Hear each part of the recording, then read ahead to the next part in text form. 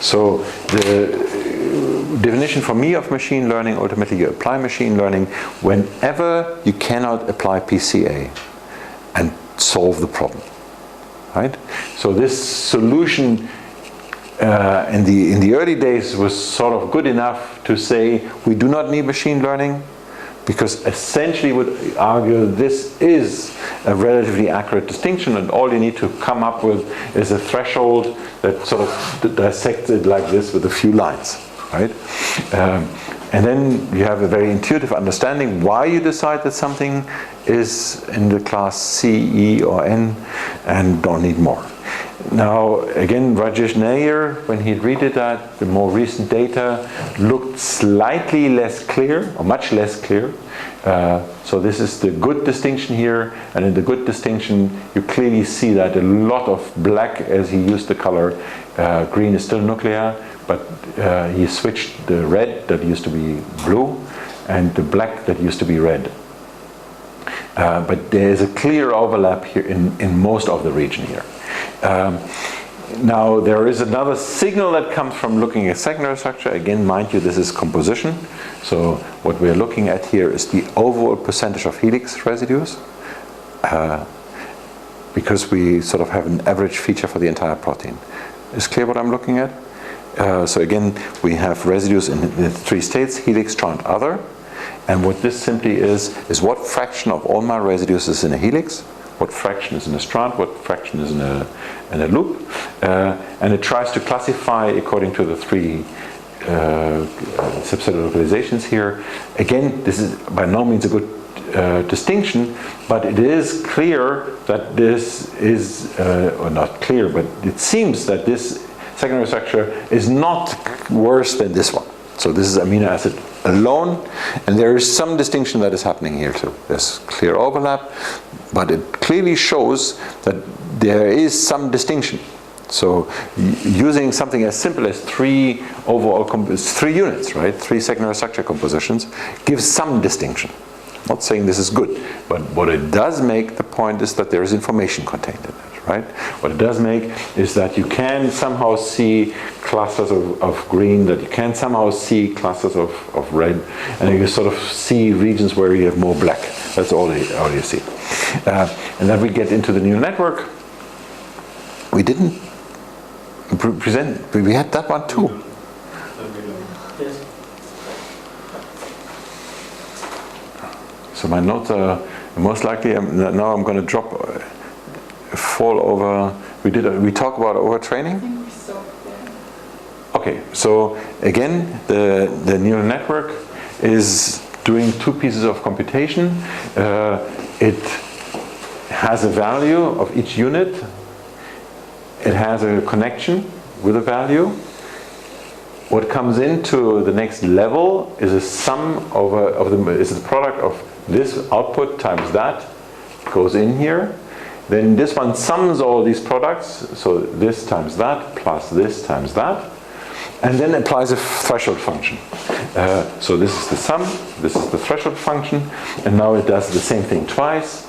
So this one integrates over these, this one integrates over these, and that is what we see here, and then applies a threshold function. And that's the output of the system. What you want is this error function here. So you have an output that you have minus an output that you want. So that's supervised learning. So there's some true answer that you know of in your data. You square it to make it sign independent, because the error, whether you're less or more, is still the same error. Only the value, the absolute value counts. You could have an absolute value here. This is square because you want to sort of move more when there's a bigger difference. That's just the argument for the square here. That gives you a stronger signal, a stronger error when you're further away, and that's desired. And then the free variables are the connections. So in order to move in this space, you have somehow error versus connections. You try to move down in this space. Moving down means you go by the gradient of the error with respect to the connections. That's what this one shows. You go downhill, that's why there's a minus.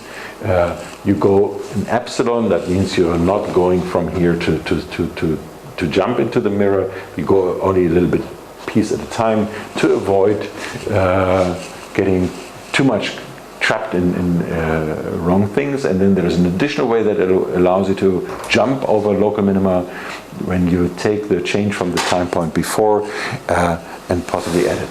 Hi.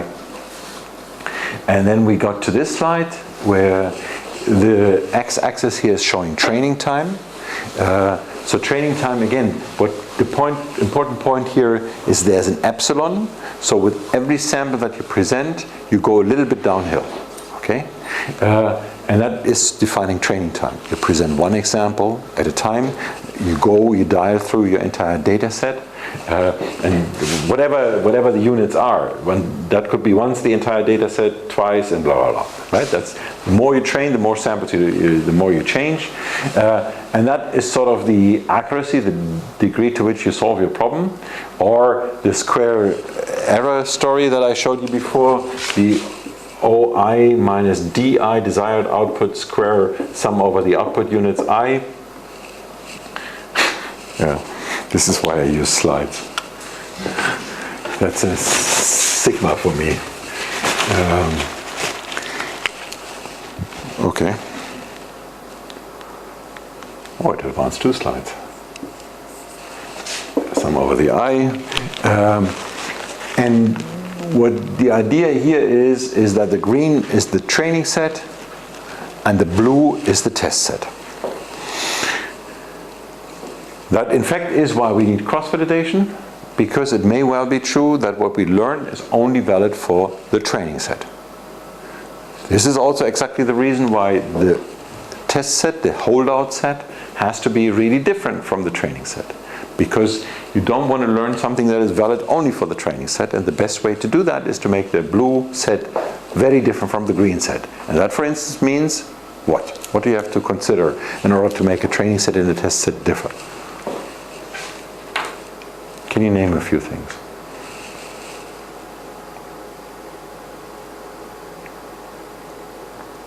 Can you name one thing? No? Is it too trivial? For sure, there shouldn't be the same samples. Absolutely true. Not same. And this is okay. Let's just pick an example for how that is not trivial. If I gave you medical data, and I gave you data of patients that have gone through some drug treatment in response to cancer, why do you believe this could be a problem? To remove the same. Because medical data comes with the removal of the identity of the person. So typically the data you will get will not have a name. So you will not be able to actually see who is the same. On medical data, this is a major problem. I mean, something as, let's call it, as simple as that. So what could you do? You may argue, well, if you also get the age of somebody, you will remove everything that has the same age. Well, that could be totally wrong, right? Same age, same gender, same birthplace or something like that. But birthplace you will not get. So same age and same gender can go wrong in 2 ways. Obviously, somebody else could have the same gender and the same age. And other than that, typically the records you get will have the few patients over and over again. Meaning that you may have the same patient from 3 or 4 years ago. Right? So you will not even see that it's the same. So removing the same may strike you as something that is very, very trivial to do, but it's actually in some applications highly non-trivial. What else do you have to consider? Not the same. What else? Between training and testing set.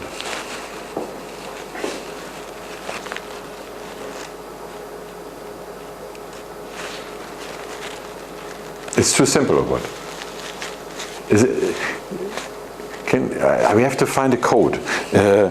Whether it's a simple problem or I really don't know. It's not too simple. You really don't know the answer. It's not that everybody's bored because it's too dumb, my question. No, it's not. Okay. I don't know.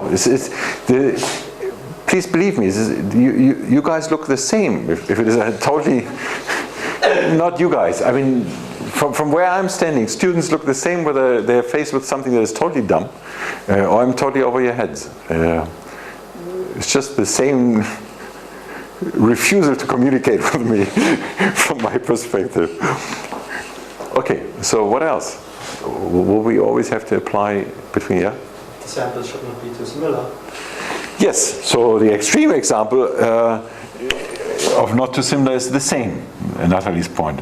Not too similar. It might sound funny, but again, this is highly non-trivial to establish for your machine learning task of tomorrow, how you establish that two things are too similar.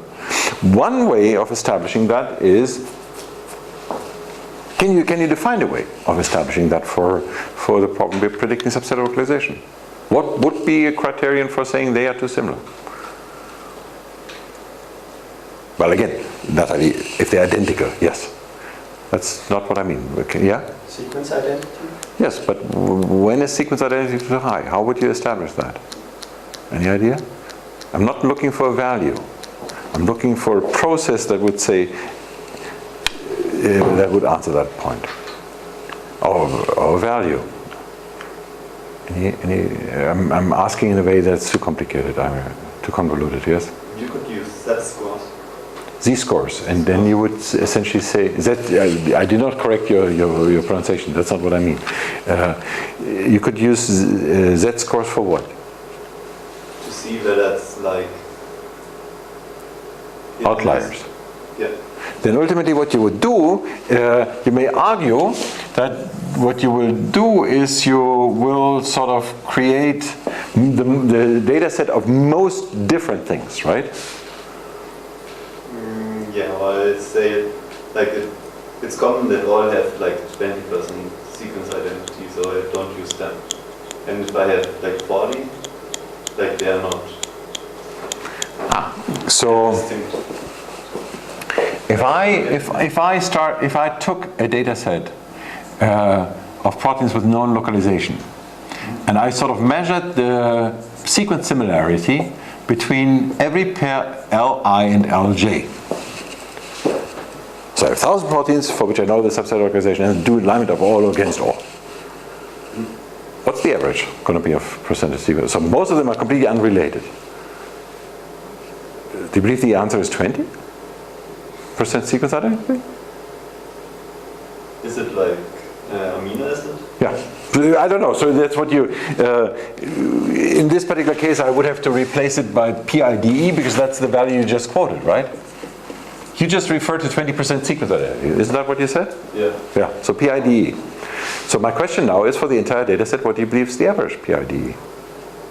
It's simply, I'm jumping on a statement that you made. Most are somehow 20%.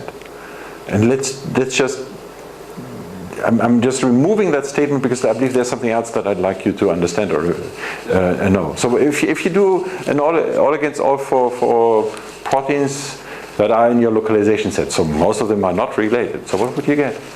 It's a very, very simple answer that you can. It's a what would you get if you had a random superposition of two sequences? Roughly.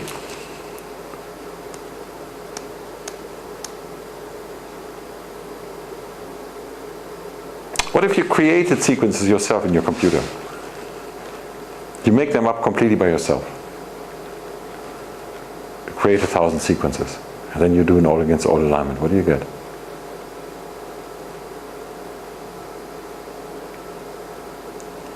Is that the snow? It's sort of.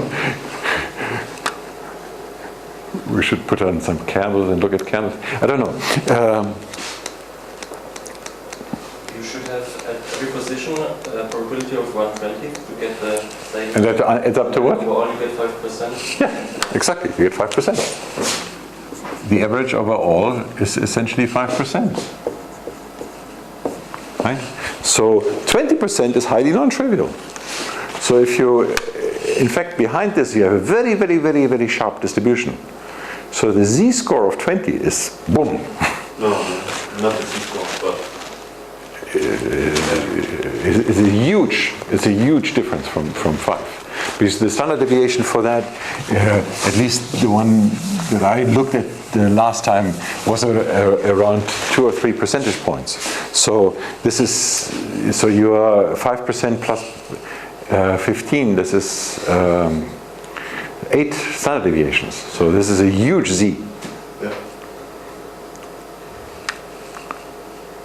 For most of them. Anyway, so this I believe is just an important. Anyways, I believe where you're going with your Z-score is that you create a subset that is, in some sense, most distinct from each other. I'm not saying it's wrong. But this is not quite what I was asking for. What I meant is, what you too similar is somehow defined by an alternative method. Yeah? You could plot the sequence identity against the, for example, if you have classes, Yeah? and you could plot that against each other, and if you see if it's above 50% sequence identity, there is no, they are all in the same class. You could say below 50 or above 50 as. That is precisely the thing that I was going for. So it's homology-based inference. Ultimately. If we know, if sequence similarity is so high that we could do homology-based inference, then we don't really need a de novo method. Maybe we do need a de novo method because we don't have for all the proteins annotations. We cannot reach all the proteins. But clearly, we want to do more than de novo than homology-based inference, right? In some sense, you could argue that training and test set should always be separated such that between these two you cannot apply homology-based inference.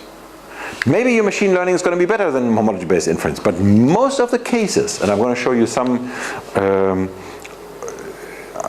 on Thursday, where we sort of combine machine learning or de novo and homology-based, and again, even for a very, very good de novo prediction, machine learning tends to work better if you are in the right realm. So if you're not going too much down in terms of sequence identity when you make a decision. So that means that this is one way of saying too similar. So whenever you could apply homology-based inference between training and testing set, that would be too similar. So that's one definition. You still, as Julian has said, you still have to sort of establish the threshold. You still have to see whether it's 50%, 20%, or whatever the number is. Okay, those are different ones. Is there anything else you could say? Between training and testing set.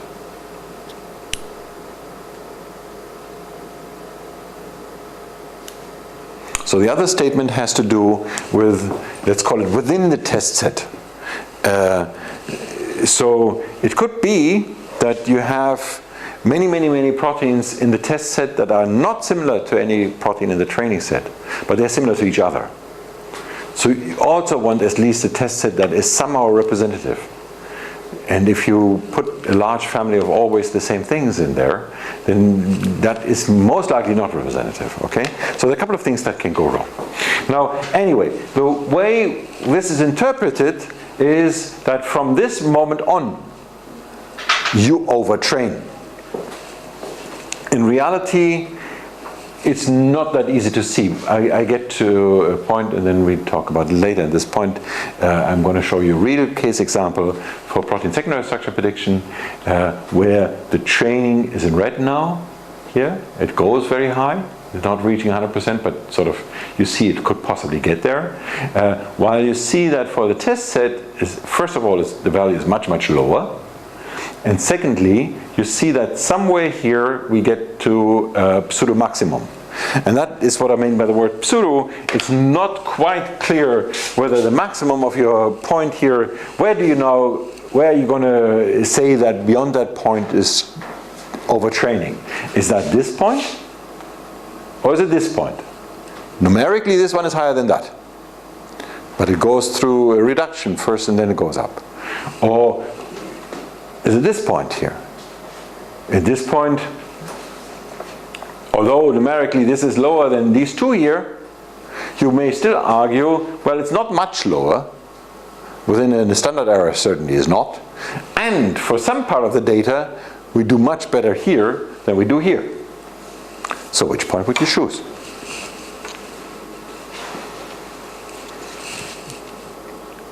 You get 100 points for whatever you choose as long as you argue.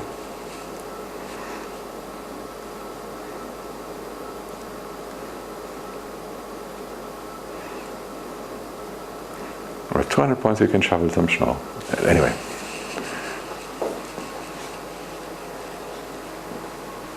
Anybody? Pick one in the algorithm, yeah? We'll choose the first one. Why? Because you don't want to, maybe the other ones that it gets high again are too similar to the ones in the training set, so that it isn't a real performance boost. But again, so you would choose the first one. Are you sure that you would program find the first highest? Or typically, most of us would program find the highest point, right? So most likely, your program would choose this point. But I agree with you, Daniel. I would choose that point too. And this is one thing to sort of program this in a different way next time. But whether I choose this or that has to do with how different they are. In this, so if this point would go up here, then I would revert my opinion about that. But the reason why I would choose this over that one is because ultimately the distance here, the difference is not very high, and it went through something, went through a decline, and this one goes scarily much higher, and that sort of suggests to me that we really do something that is only valid for the training set. That is what I would be scared of. I cannot prove it. Well, in this particular case, I actually did prove it, but it's not shown here. But in this particular case, this ratio was right. But so ultimately, what I tried to say here, this idea of overtraining is so simple. It's not that easy in real applied machine learning to see where it overtrains. Be very wary. And I do suggest tend to pick the first point where you sort of get close to an optimum. That's most likely to stay away from trouble.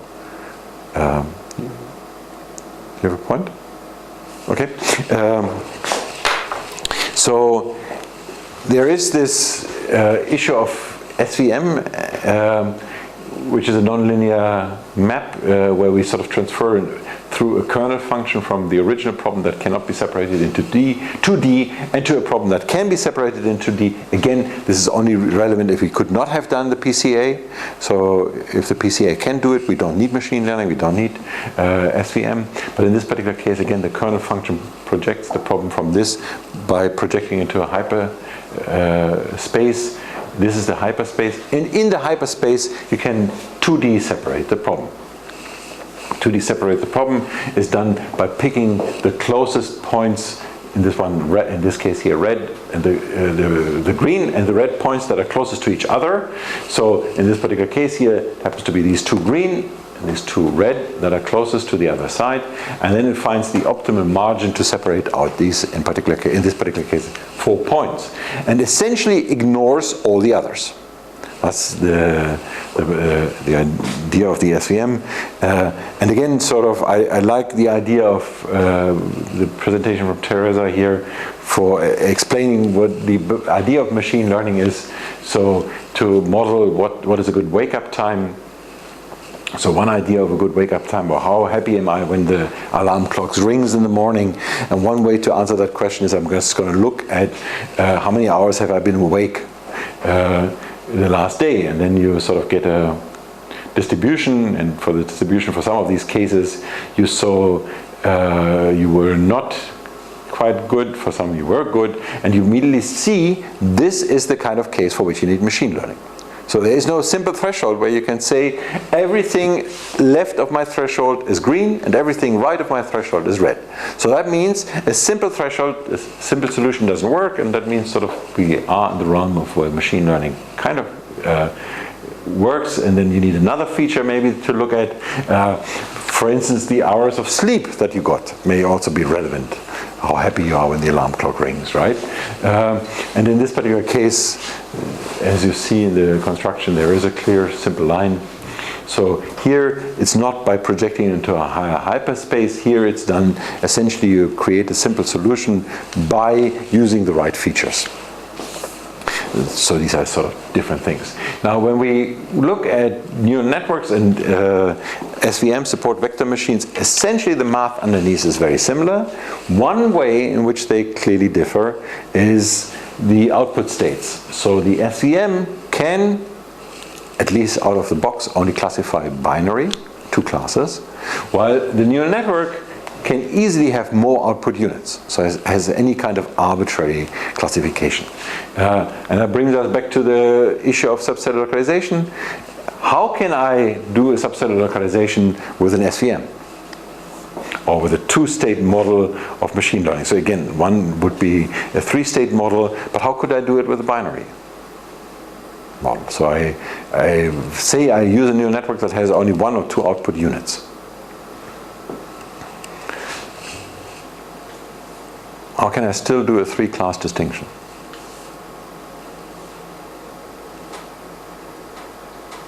Yeah?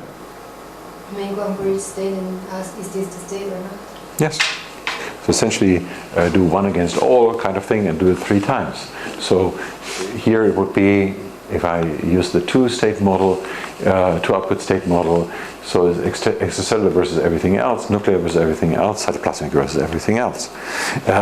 And then I have to decide which one of those is the right prediction. How would I do that?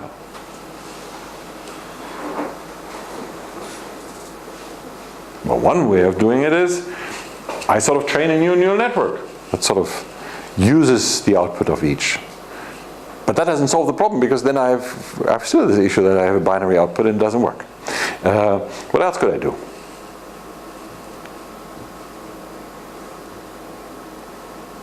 What's the simplest one? Yeah?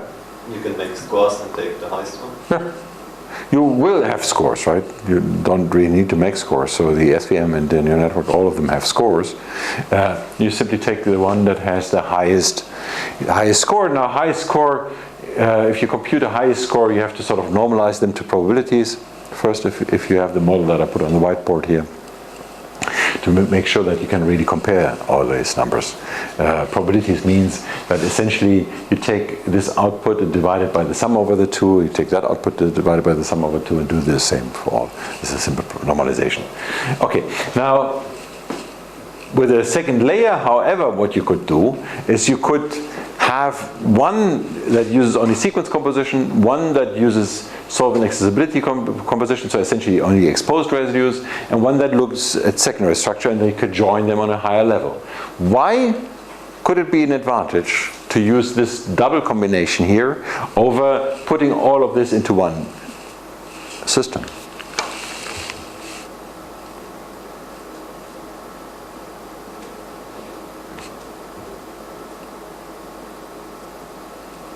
So what I do here is I have 20 input units and I do one against all, right? I have 20 input units, one against all. And I have 3 output units, and so the dots here, sequence and secondary structure. So in this particular case I would have 60 and one against all. Why could that be better? Maybe small signals get lost if you do it in one layer. That is one reason. So maybe there is something that is relevant for that particular way of input, of phrasing the input, that it would lose by sort of multiplying them. Yes. Or at least, again, in machine learning, often in the limit of infinite data, the machine would ultimately learn that correlation. But in the reality of very finite data, it may not learn it. It may just focus on something else, and therefore you may want to sort of look at different solutions.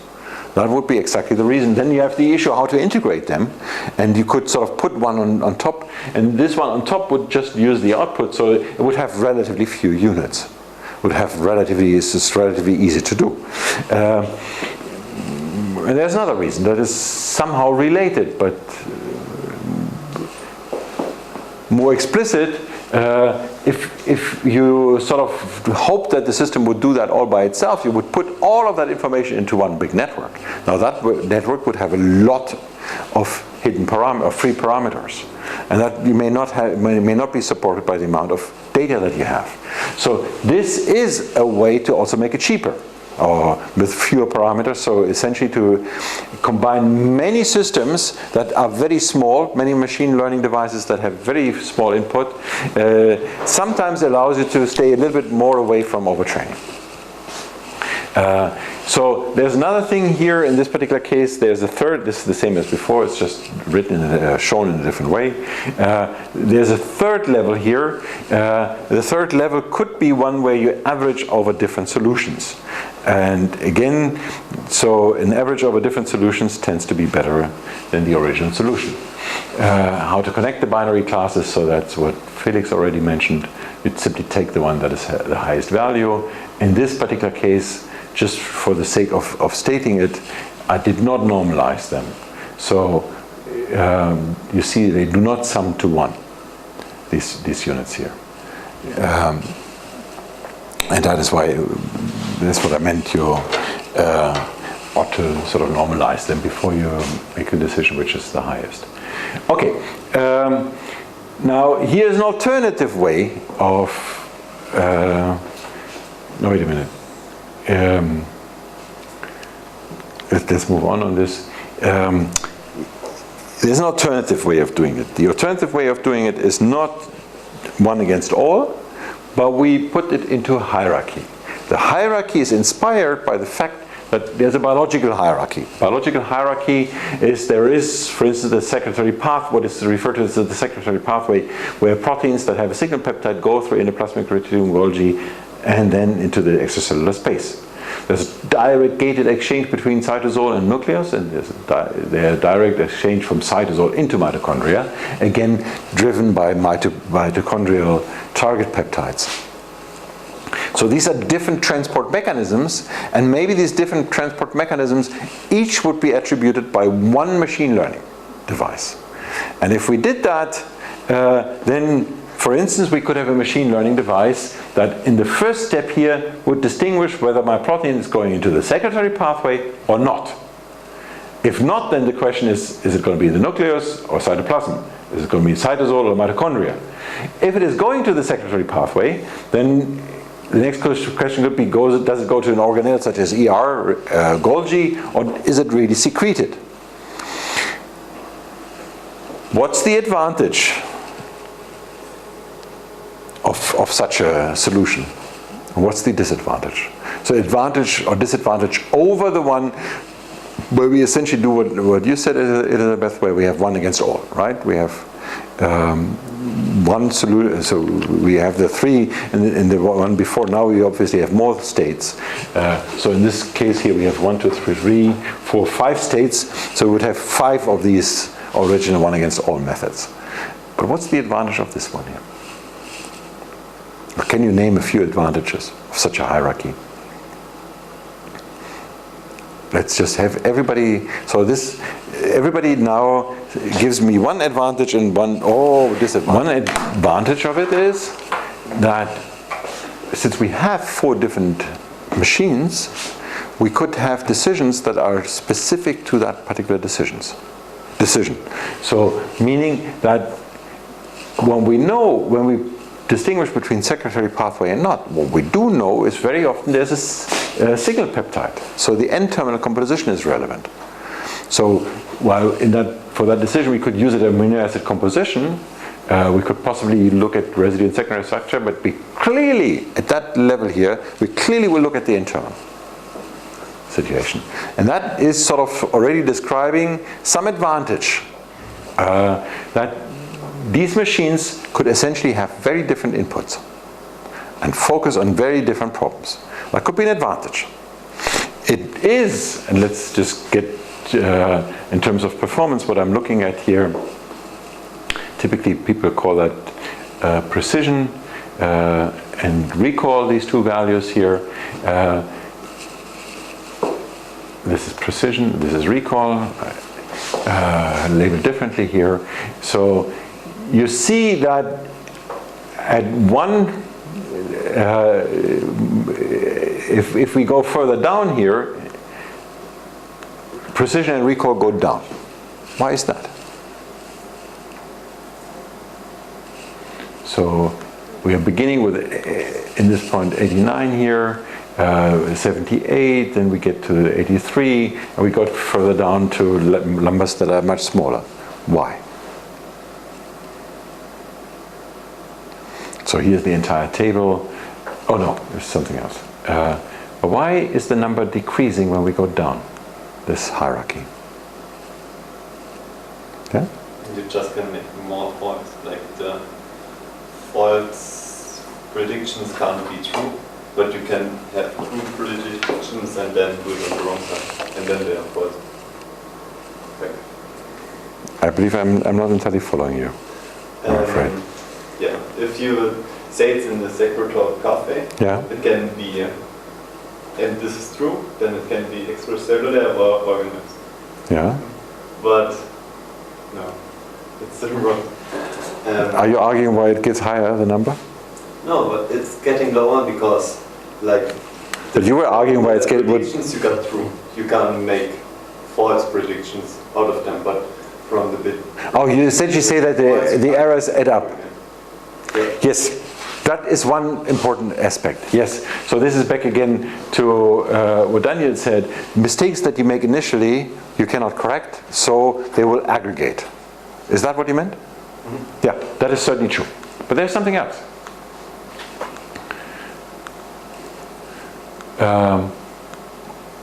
Ultimately, when you go further down, the story gets more and more complicated because you're distinguishing more and more between things that somehow are similar. Okay? On the highest level, you're really distinguishing between things that are very different. So the task is much easier.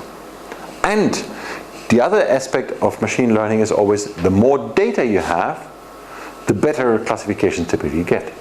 That is essentially where you have almost all the data, right? And no, you have essentially all the data. While when you train on these things down here, you're not using anything from that. For each of these decisions here, you distinguish between extracellular and say endoplasmic reticulum. You're not going to use nuclear proteins for that. Because it's only supposed to distinguish these two types, right? So it's much fewer data.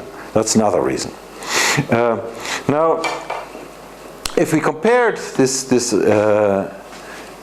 method to many other methods, then we see a table such as this one. And the main point about this table is not that you remember any of these numbers. The main point that I try to point out here is it is complicated sometimes to read these tables, and it's complicated sometimes to report all your analysis in an appropriate way. Let's, for instance, look at this one here. For the method that happened to have been called log tree, we could compare the first decision, secretary or not, we compare to this method. Then these methods out here, they were also used, but they never predicted secretary or not. What they predicted is whether protein is extracellular. So we had to compare. We have different entries into this table here that compares different parts of the prediction because they had different aspects predicted, right? So that makes the table already complicated. And there's a variety of other reasons why this table is complicated. Now again, so the pros and cons we already discussed. When we apply that, we saw that this. We will get back to that. Let me just talk about a few other methods. These are methods that essentially use amino acid composition. P-sort, I will get back into P-sort. P-sort is one thing that comes from Kanisha. Again, you know him for KEGG, we briefly mentioned that. And the other person, the other person, Kenta Nakai. Both of those are giants in the field, shapers and shakers, and it all started with this first paper that established that amino acid composition relates to sub-cellular localization. Since it relates, you can predict, and this is ultimately what the second paper is. Then they got to the idea, okay, if we can establish this one, then maybe there are other things that we can look at. We can look at signal sequences, we can look at some negative charges on the end term, we can look at amino acid composition, we can look at transmembrane prediction, and you essentially build up a rule-based system where the amino acid composition part is here and everything else is some other biological signals that are related to sub-cellular localization. And that was sort of an idea of building P-sort and sorting proteins according to some rules. And these rules essentially come from what you have observed. How could you improve over this? Oh, by the way, another aspect that I didn't say, in the advantage of the hierarchy, the way I showed it, if you come up with a new class, so somebody gives you data for chlorophylls, you can just add that to the same system. You don't have to retrain the entire system. While in the case, so lazy programmer, in the case of Julian, what Julian said, then you would have to retrain them all, right? Because you come with a new class, other, one against all, other has always to use the chlorophyll. But anyway, so how could you improve over this rule-based system? So there's a bunch of rules that somebody knows. How could you refine and go from P sort to P sort 2?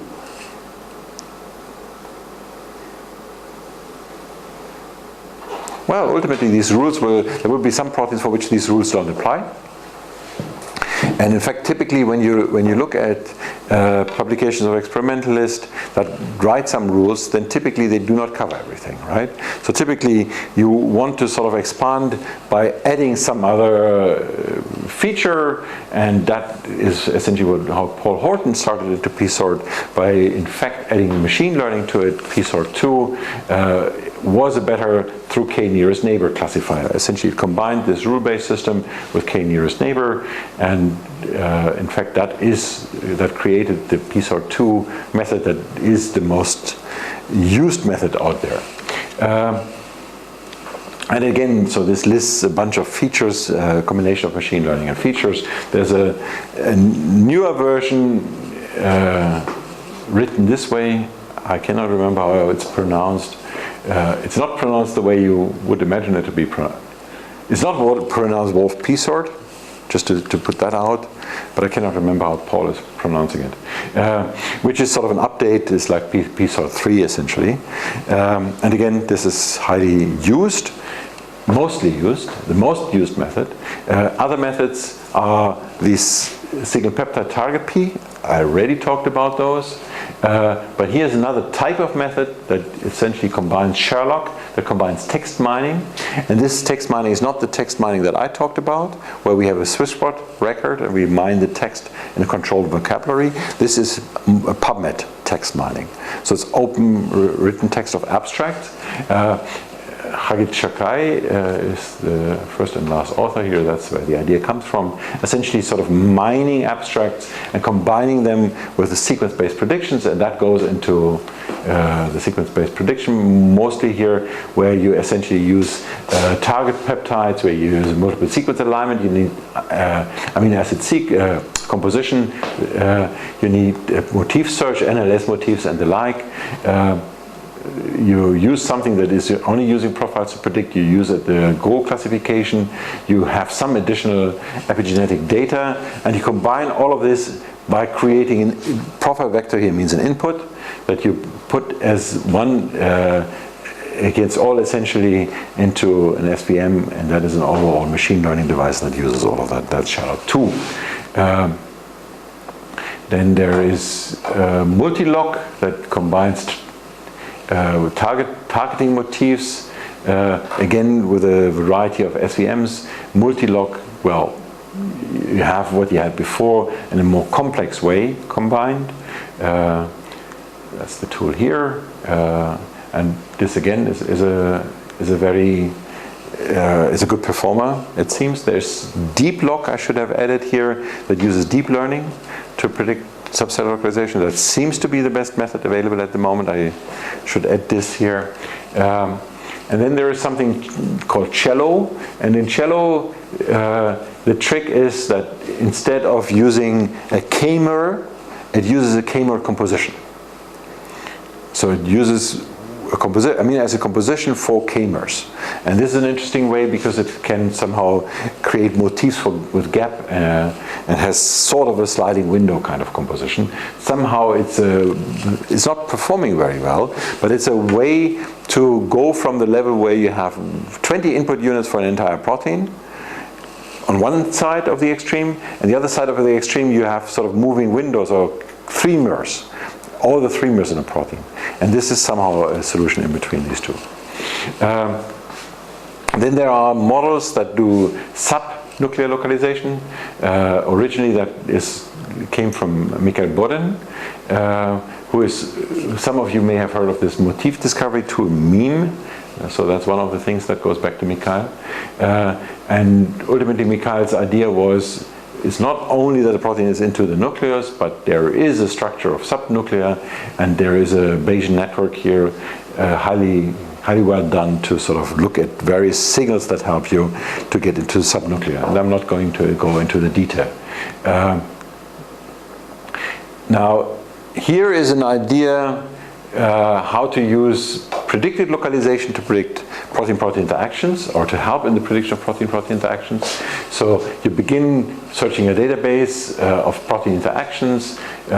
You pull out for each of these protein interaction pairs. For the pair, you predict the subcellular localization, solvent transmembrane feature, and you predict the Go number, the function. And then you assess each protein interaction. One way of assessing it is through this simple matrix here. And the simple matrix for subcellular localization, you essentially ask, when I look at all the pairs of proteins that I know physically to interact, how often do I see that two pairs are both from cytoplasmic? And what you see, green boxes means that this pair happens statistically significantly more often than expected. Red means less often than expected. White means you cannot tell. Okay?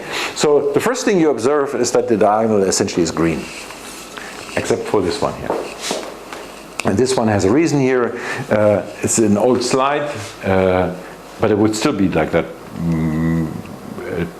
2006, so 12 years old slide. 12 years ago, almost none of the PPI data was for secreted proteins. There's still very little available today, simply because histiohybrid is not easy to do for secreted proteins.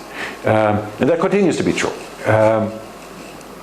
So that ultimately is the reason why this is white. But then there are sort of exceptions here, nuclear and cytoplasmic. Again, this is the nuclear transport that you see, organelles and transmembrane in some sense. Well, you said more the cytoplasmic and membrane, that was your point. But there clearly is also, organelles are very membranous components. So every organelle has a membrane around it. So essentially these are three small bodies where proteins are wrapped into lipids. So there is sort of an interaction here on that level that is understandable. And then it's symmetric, yeah. It's not? Then why not? No, the mitochondria and organelle is white, but organelle is mitochondria. Mitochondria and organelle is white. Mitochondria and organelle is red. Yes, that is very odd. And I cannot remember. There should be no symmetry. There should be absolutely symmetry. It's most likely due to some counts. I believe this is ultimately the error of the graph. I believe but then we try a sigma here. But again, this is a mistake in the graph. It ought to be symmetric. Whether A interacts with B or B interacts with A, there should not be a difference. Yep, mistake. Anyway, so we use this table here to compile a probability.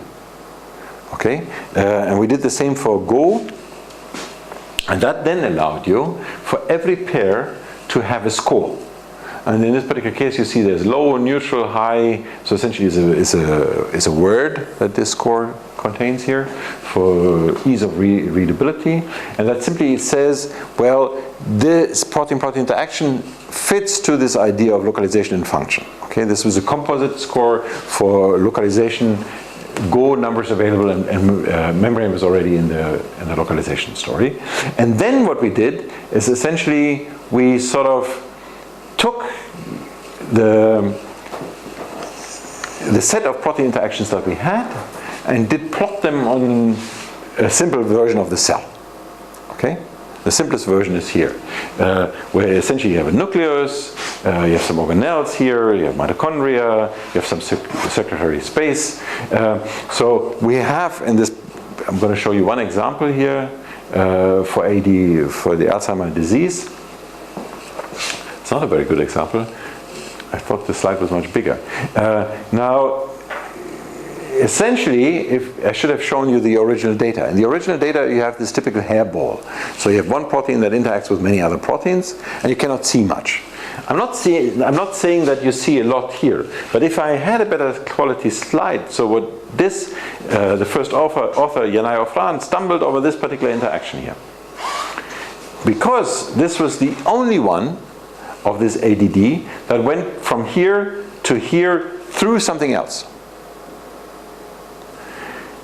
And then he looked up this protein, and he found that this protein is called Q9P2H0, which tells you that this protein doesn't have a name.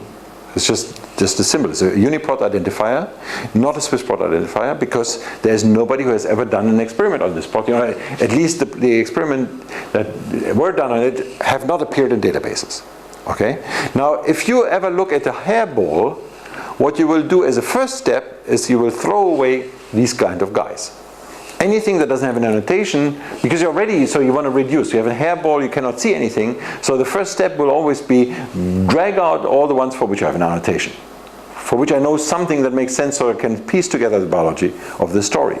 So here, the simple way of simply taking protein interactions that somebody had annotated and putting them on this sort of extremely simplified view of the cell, Sub-Cellular localization prediction, allowed you, in that particular case, to trace something that is an outlier or something interesting, although you would have normally not looked at it. In this particular case, this led to an experimental follow-up that in fact was an interesting story.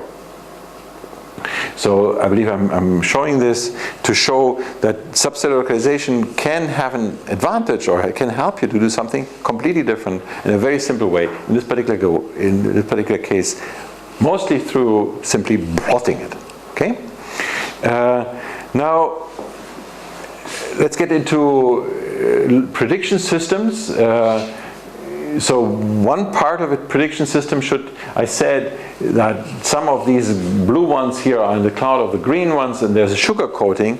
So somehow the sugar coating should be part of a system. You should have a system that in fact looks at post-translational modifications and sub-cellular localization, weaves all of that into one system, and not in the way that Multilog does it, but in a way that is sort of, Multilog has different predictions and combines them. Ideally, what we would want is something that looks, if the case is sugar on here, and if I use solvent accessibility to predict, then that changes. Right? So we should sort of follow up on the biology of the signal. So far, this does not really exist. In fact, these sort of combination of, there are methods that do post-translational modifications, there are methods that predict localization.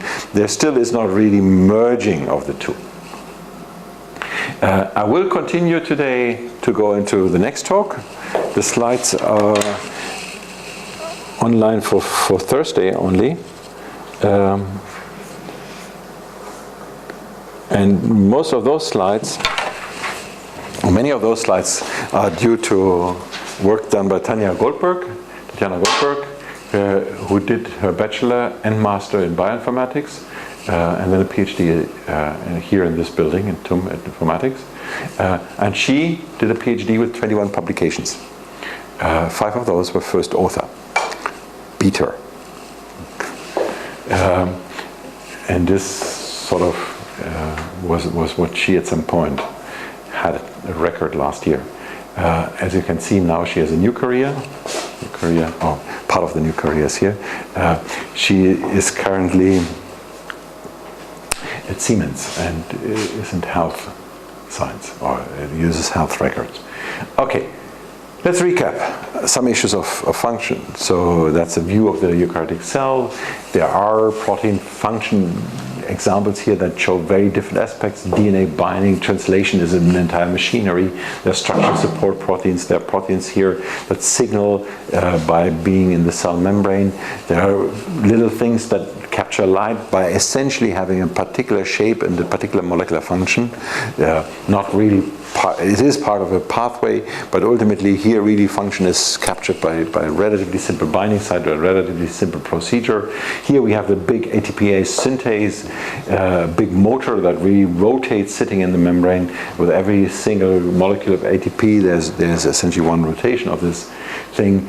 The sequence to function gap is the one that we currently have, or currently means as of October this year, we have 134 million sequences known, and we have about 556,000 proteins for which we have annotations.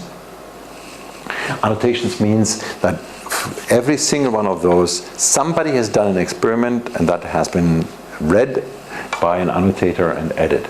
Does not mean that all these 556,000 have known function. It's just one aspect of the function. And some of these have much more than one aspect, right? There is no measure for completeness, and this essentially means there's a factor of 500 between these two. In order to bridge that factor, we need prediction methods. And now there is no measure for the completeness of function already, because function has different aspects. There's this aspect of cellular component, there's this aspect of molecular function and biological process. These are different aspects, and you have to sort of satisfy them all. I cannot say that if I know the localization, I know 1/3 of the function. It's total nonsense to say something like that. Equally, you can also not say that if I know something about all three of them, I know everything, because these are, as you remember, hierarchies, and you have to really get to the bottom of the hierarchy before you know the whole thing. And even if you knew the whole thing, then maybe the protein has a second function.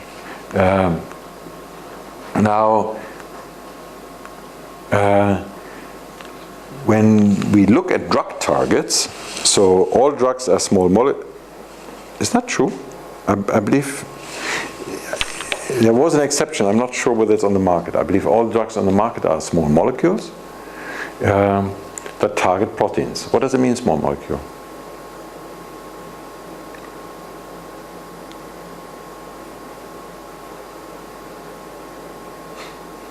Basically, not an antibody, not an RNA. So RNA is way bigger, and antibody is typically a protein, so this is one way of saying it. So ultimately not an RNA, not a protein, so clearly smaller than that. True, absolutely true. That is the simplest way of saying it, because all drugs target proteins, so all drugs target something that is much bigger than they. Another way of saying it, so most drugs just have a handful of molecules. This is one way of thinking about it. While a typical protein has thousands of atoms, right? So we have something that is in the ballpark of 10, 15, 50, 100 times, at least 100 times, 10 to 100 times larger. For large proteins, it's much more. The difference is much more. Okay, so what it shows is here that more than half of all the drugs target membrane proteins. The number is somewhere. No, it's not here. Maybe it's 15% or something like that. 10%, 15. Maybe this is 10%. And everything else is small.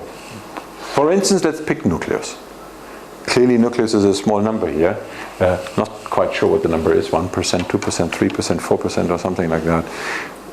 When I want to attack something, then it's always a good idea to attack the way DNA is manipulated, right?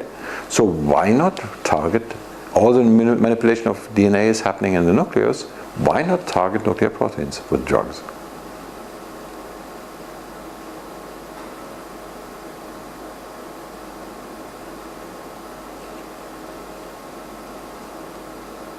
So why do I see this distribution? Yeah? Maybe it's not specific enough for the drug to bind there. So you can't target. Yes, but you're totally right, Daniel. The side effect of drugs is a major problem, and that ultimately gets back to the issue that most drugs are not specific enough. True, but why would that be different for nuclear proteins and membrane proteins? That really is a major problem of drug development. But why is it differential? So if you want me to take your explanation, then you have to explain the second part. maybe the proteins in the membrane are more different for each cell type than the nuclear proteins. Oh, that's a great idea.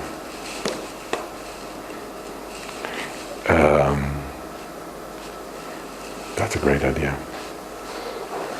I have nothing to say. So you have a new explanation, or a new potential explanation. Typically, the explanation most people give is a slightly different one, but that's a very, I would have to think about this. Actually, thinking will not be enough. I believe for that we have to do some computation. Great idea. There's something to sort of investigate at some point. Okay, but let me then turn it around. I believe Daniel did a great point on the nuclear proteins. So let me turn the whole thing around and say, why do you believe is it that there are so many membrane and extracellular proteins?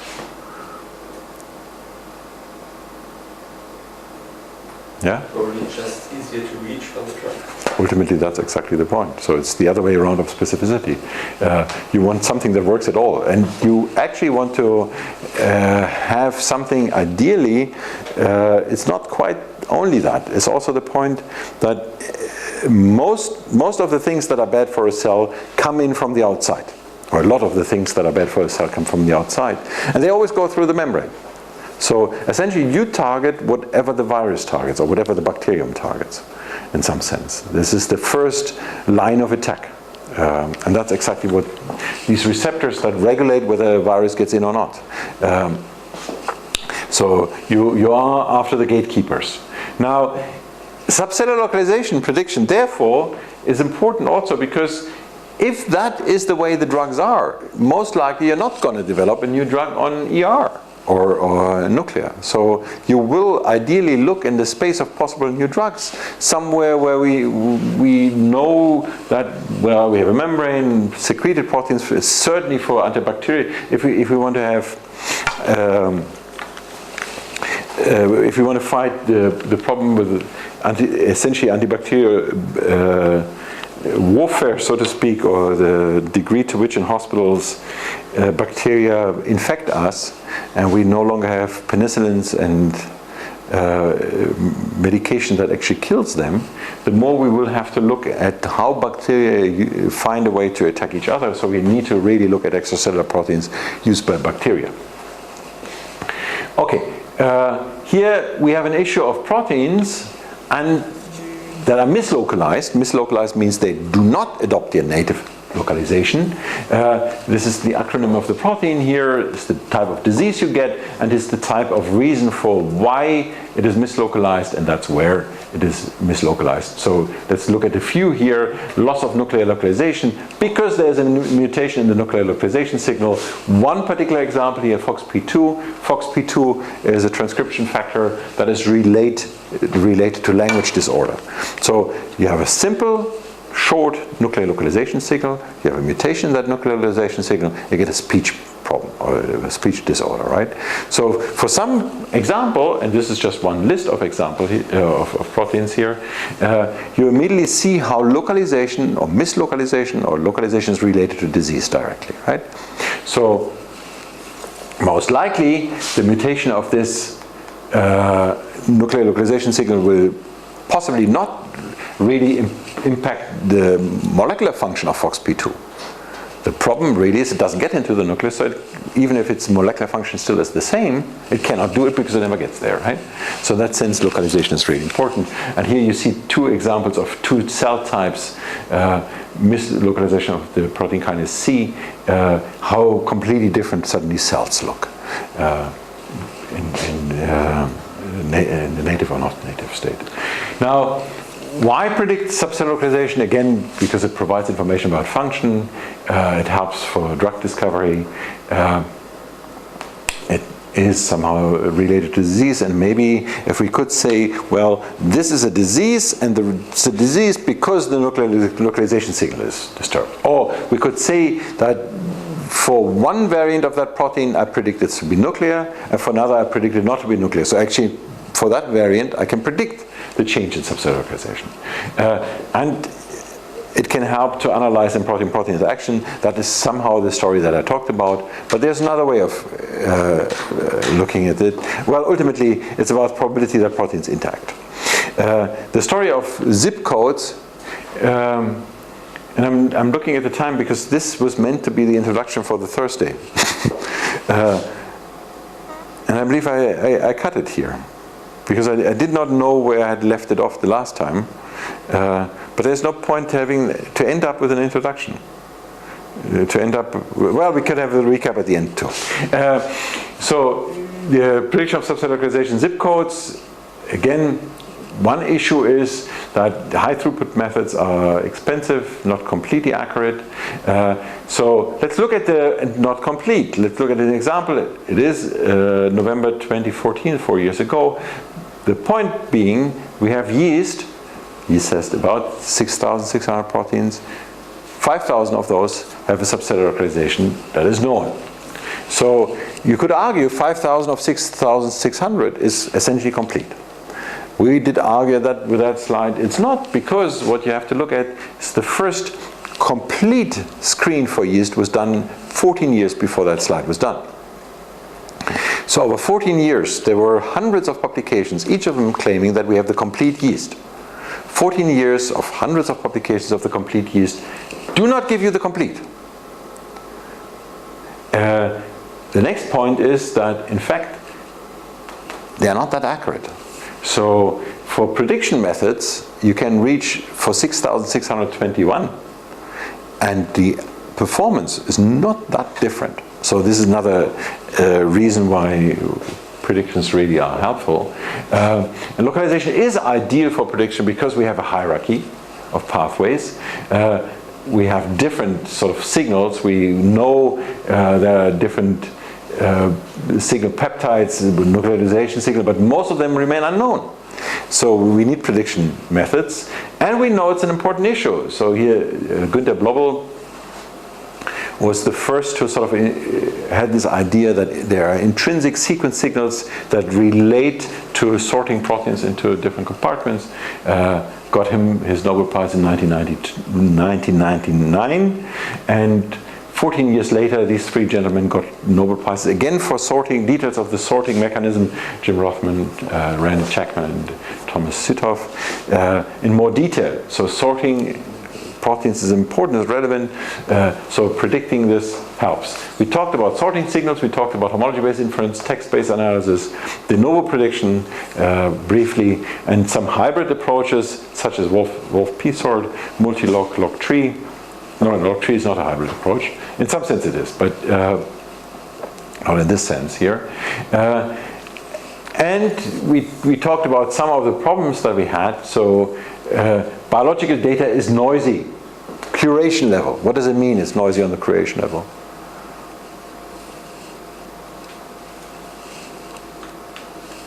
Why is biological data noisy on the curation level? Because different people might annotate things differently. Yes, exactly. Why could that be? They have a hierarchy and they have to press the information in there. That is one very, very, very good explanation, very good reason. So there are different, there's sort of, nothing fits to the hierarchy that they have to press, so there are different decisions if it doesn't quite fit where to go instead, right? That's one reason. Another reason is that you all have read experimental biology papers. They're not always that easy to understand. And there's another reason. In some papers, people hide the fact that they didn't quite show what they claim that they have shown. So they are particularly good at sort of going around people understanding what they actually did. You have to be a reviewer, you have to be an expert to really get into the detail, and that is another reason why there is noise, right? It's really difficult to understand because in some cases people deliberately try to hide the fact. There's noisy level on experimental level. Experiments make mistakes because of a variety of reasons, right? That's very simple. Now, there is noise on the biological level. What does that mean?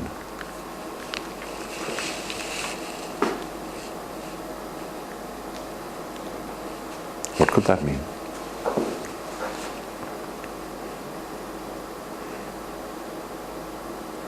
So let's get back to the nuclear localization story. I said that if you have this nuclear localization signal, a piece of gold is imported to the nucleus, but not 100%. So if you wait long enough, then that piece of gold is picked up. If you have a protein with that nuclear localization signal and you wait long enough, it's picked up. But if there is the importing not coming past it, then it doesn't work. So ultimately, biology is a chemical reaction. There's a probability. It's about equations that have a balance on one side of the equation, or on the other side of the equation. Then if it's an imbalance, then something happens. Otherwise, not. But it's not a case where it's not a 1 or 0, right? Those are not. Biology is not working by switches that are on and off. These are probabilities, and that brings a level of noise on the level of the biology, really. Sometimes many proteins have to come together, or different types of proteins have to do a similar part of a pathway. Prediction performance must be established properly. We have already talked about that. We have talked about the problem of sequence similarity, sequence identity between training and test set. That essentially we have to establish that they're non-redundant. And then there is an issue of redundant data in public databases. Again, why would there be redundant data in public databases? Why would there be a lot of redundancy in public databases of annotations? We have talked about it. And I'm saying we have talked about it just. If you don't remember, I don't care. You don't remember. But you have to remember that before the exam. That sort of thing. This is the kind of thing that comes off. Because different people are doing experiments on the same proteins. Yeah. But then that would lead to one Swiss. So the same protein is one Swiss prot record, right? So essentially you would have 2 citations in the same Swiss prot record, and that would not really be a redundancy that you care about. You may care because you may say, I will only take data of experiments that have been verified by 2 or something like that. In fact, for protein interactions, people do this sort of thing. Seen more than once is more relevance than seen. It's less relevance than seen twice. And I believe